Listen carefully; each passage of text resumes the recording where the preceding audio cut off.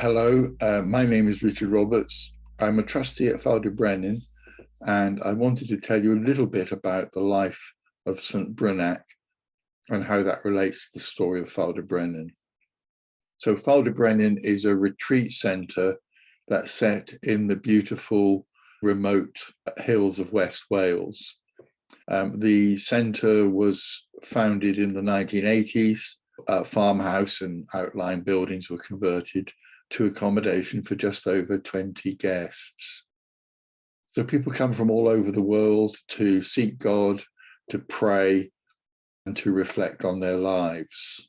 The thing about Ffald y Brenin is that people often find it easy to be aware of God's presence when they're on retreat at the centre. It's what the ancient Celts called a thin place. So a thin place is somewhere where the barrier between heaven and earth seems particularly thin. So we are aware of the spiritual reality of things around us, not just the physical reality. I think we can see this in the Bible, for example, in the story of Jacob, who came to Bethel, and he became aware of the spiritual reality around him. So for him, Bethel was a thin place. And for many people, Ffald y Brenin is also a thin place. How did Ffald y Brenin become a thin place? I think there's obviously different factors. One is that there's ongoing continual prayer at the centre. There is the faithfulness of the team, and there is the beauty of creation all around. These things all help facilitate that awareness of spiritual things. But there's also hospitality.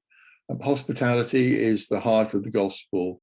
We can see in the parable of the prodigal son that the father's arms are always open and his heart is always toward us. And our hospitality expresses a little of God's hospitality. And I think that helps as well. So when we think about a thin place, there's no sort of quick fix. We can't make somewhere become a thin place. We can't pray an impartation. It's not like that. It happens through various ongoing practices and events where God is made known in that place.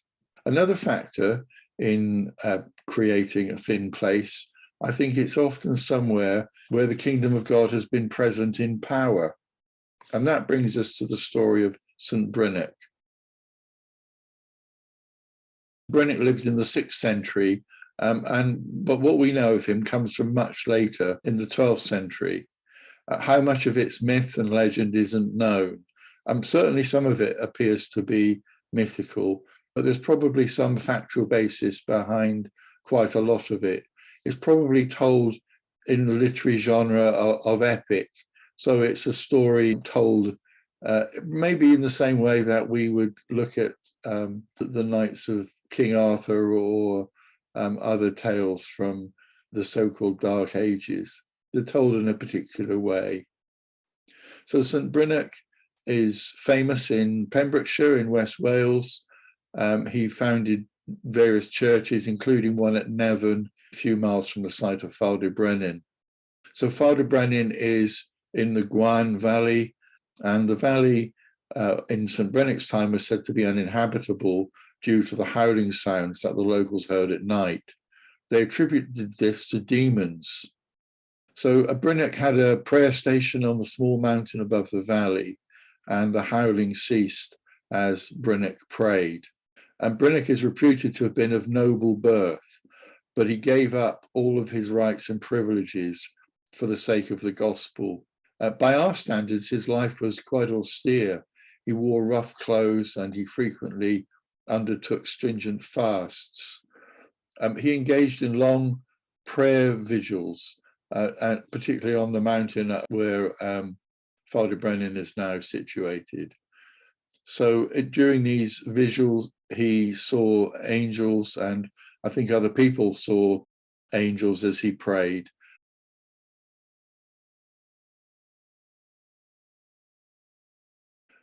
Carningli overlooks Ffald y Brenin, and in the 1980s, Peter and Ffald y Mould bought a farmhouse and the outlying buildings, and they created a retreat centre, a place really based on Psalm 23 for the restoration of the soul. He restores my soul.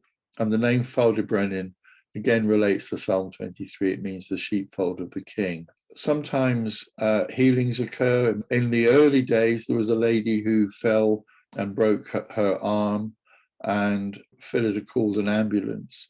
While they were waiting for the ambulance to arrive, Ffald had prayed with the woman that she would experience very little pain and be comfortable.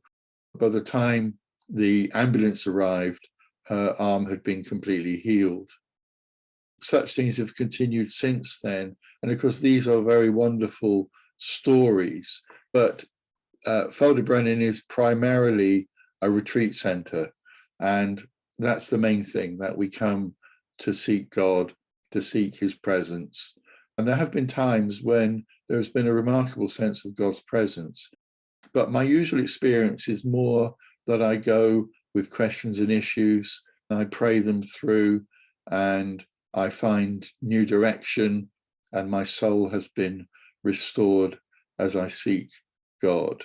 So perhaps the legacy of St. Brynach lives on under Carningli at Ffald y Brenin.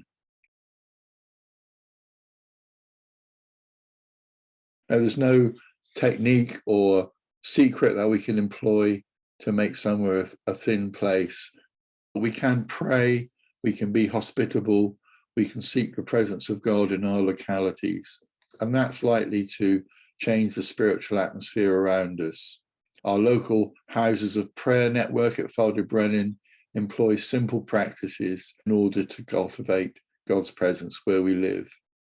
I'm sure St. Brynach had no idea that 1600 years after his life, we would be contemplating his legacy. But his example is an encouragement to us to be obedient, to be faithful, and to be bold in following the Lord. Our part is simply faithfulness. God will take care of our fruitfulness, both in our day and in the generations to come.